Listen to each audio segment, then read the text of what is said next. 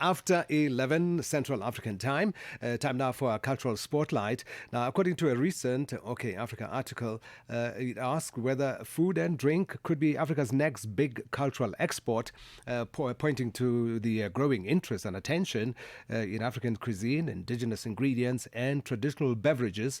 But one of the voices featured in the piece challenges the idea that African gastronomy is simply having its moment. In fact, that perspective shifts the conversation entirely. African gastronomy is not new, and neither its a cultural richness. What is changing is the attention, international and global attention, that it is receiving. So, to unpack this more, let me welcome my guest on the line, Chef Takura Makadzange, who's a sommelier and a chef as well. Chef, good morning to you. Welcome to the Journal here on Channel Africa. Good morning. I hope you're well.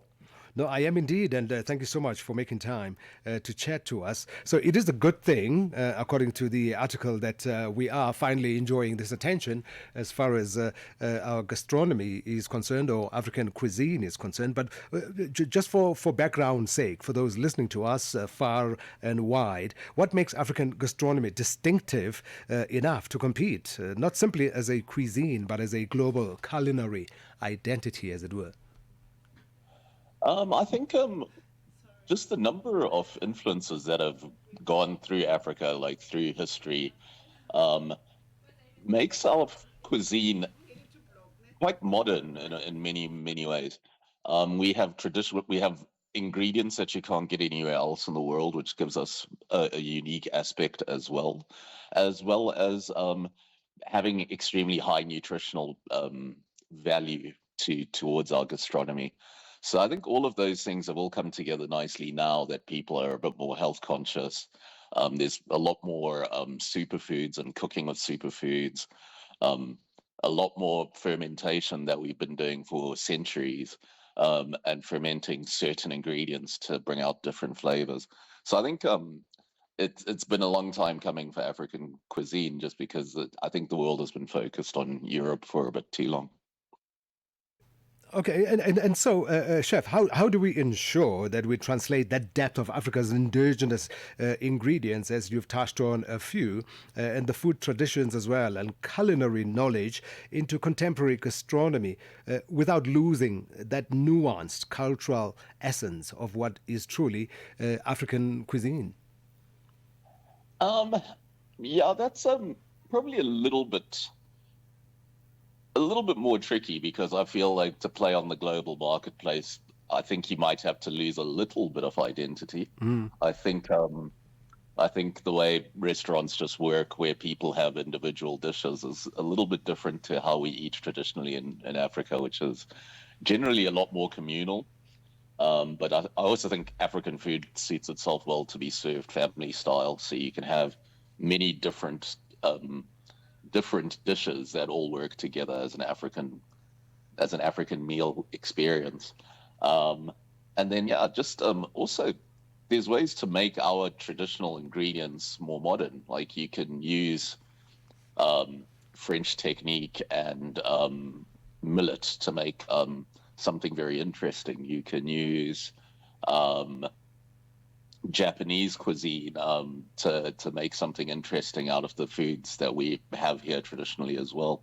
So that's the interesting part for me, is now how to tinker with traditional African food, but also to use my Western training and my Western sensibilities to kind of update it a little bit, so that so that it doesn't seem out of place to be in a restaurant and order an African dish. You're absolutely right, Chef. I'm quite a foodie myself, and I put that in inverted commas. I'm always on the channel, the food channel, BBC Food, and I've become quite acquainted with some of the chefs, be it Western chefs from Europe, and some chefs that have their origins from the African continent as well. And you're absolutely right. You'll see a resurgence of West Africa's jollof rice in one recipe, the other, or a injera, which is flat bread from East Yeah, Africa. You'll see it emerging yeah. somewhere there, being merged, infused, but the dominance will be what is palatable and, I suppose, Exactly. familiar with an international market, right?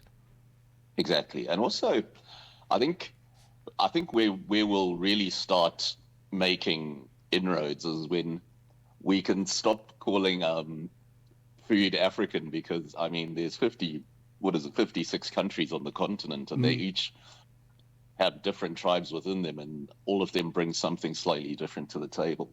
So yeah, like I think that's the next stage is now, are we eating Ethiopia? Are we eating Egypt? Are we eating Morocco? Are we eating Rwanda on the plate? Are we eating Zimbabwe, South Africa? All of those different cultures, which are very, very different in themselves, but all have a little something to say when it comes to the culture of food in Africa. Mm. So still on the global stage, because that's really Yep. where the attention comes from, and that's what the article really refers to. That finally we are getting this much needed attention. One has seen Michelin star chefs as well on the global stage. Are they intentionally wanting to infuse African cuisine, as it were? It sounds like a rhetorical question, but I hope you stay with me. As they acquire these accolades. I mean, a Michelin star chef, you would know, is like a Grammy Award or an Oscar, right? Yep. Are they Yep. intentionally going out there, or is it, maybe put differently, will you reach a Michelin star chef quality if you are hell bent, for want of a better word, in preserving what is truly African? Yes. Yeah, because I think, as I was saying earlier, the lines can get blurred a little bit because we still have to contend with the fact that a Michelin restaurant serves food very differently to how we experience food Mm. um, in most parts of Africa. But definitely, even just using fermented African beverages, we have different fruits here. Um, Using the way we use fire and smoke to grill and bake things, all of those can be techniques that can get you up to a Michelin star level. Mm. Mm. But But but I'm also not saying modernization should be westernization. Like I think there's ways of getting there without having to completely sell out a cuisine I or got you. how you present things. Yeah, yeah. So with this globalization of African gastronomy, changing the Mhm. way African chefs, I mean, should African chefs, maybe put differently, and consumers alike, us mere mortals that consume the food, also start thinking differently about our culinary heritage. In other words, Yeah, we think of our food, and I speak for myself. Some of our African cuisine, whether you're talking chicken feet, we somehow yeah, relate it to survival food, right? We don't think of it yeah, as a recipe that could make it to yeah. top tables around the world. Am I right? Yes. No, yeah, that is kind of correct in some ways. So Mm. dishes that come out of necessity, that's essentially where they were based, or came from. But the thing is, chicken feet can make an extremely tasty stew or curry because you're using the flavor of that particular chicken. You're using the bones. You're using all different parts of the chicken Mm. in order to make something that's presentable and tasty at the end, because you can't have flesh every single day, kind of thing. Um, Similar thing to um, I, I've recently Chef, are you still there? you can do some really interesting things. Yes, I am. Okay, we Can lost you you hear for a me? bit there. Yeah, we lost you for Okay. a bit. Yeah. Sorry. So I was just saying, even just ingredients, just being able to do slightly different things, because I mean, rice isn't indigenous to Africa, but jollof, I think, is a truly African dish. Um, so I'd always just say, hopefully, trying to incorporate some of the Western things that we use, Mm. incorporated into our African ingredients, our African flavors that we used to, that our grandmothers kind of worked with for a long time. All right. Okay, Chef, please stay with me on the line. We'll probably dial you Sure. back and hope for better quality as well. On the line with me, Chef Takura Makazange, a sommelier and a chef as well. We're talking about the attention, according to a recent OK Africa article, that these immense global, international attention in as far as African gastronomy is concerned. It's a good thing, right? We'll explore our conversation a little further after this break. Ritmos e cultura. Com Jacob Tivani. Ora, calorosas saudações, fiéis ouvintes do Ritmos e Cultura. Hoje celebramos não só a música, mas também a persistência, criatividade e paixão que continuam a inspirar gerações de músicos e ouvintes, não só em Moçambique, em África e no mundo lusófono. Ladies and gentlemen, senhoras e senhores, o conceituado Aniano Tamele in the building. Mbilwini ka mina ku na thepfu la ku pima hi lona ku va u ta swona swa ku ndzi ku rhandza kanjhani. Mbilwini ka mina ku na gezi la ku va ni ngela. Ai!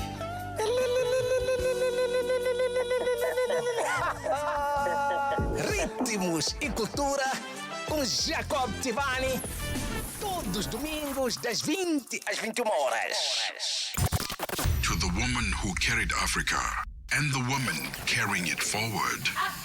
Happy Women's Month, Channel Africa. The story behind the story. Every weekday from 9 to 12 p.m. Central African Time. The Journal with Ernest Pillay. All right, 22 minutes past 11 Central African Time here on The Journal. So we're talking African gastronomy or African cuisine, as it were. My guest on the line is Chef Takura Makazange, a sommelier and a chef as well. So, Chef, as international interest in African cuisine grows, which is a good thing, how do we in turn ensure that as Africans, we retain ownership of our stories, ingredients, IP, intellectual property, in other words, and the economic value that we attach to our culinary heritage? I mean, can you own it wherever it goes? Folks can reference, like we said, jollof rice with a particular part of the continent. Yes, I think so. Look, I think it's very, very difficult to protect ideas in such a way, because anyone can get an old cookbook or speak to an old person about how to prepare certain dishes.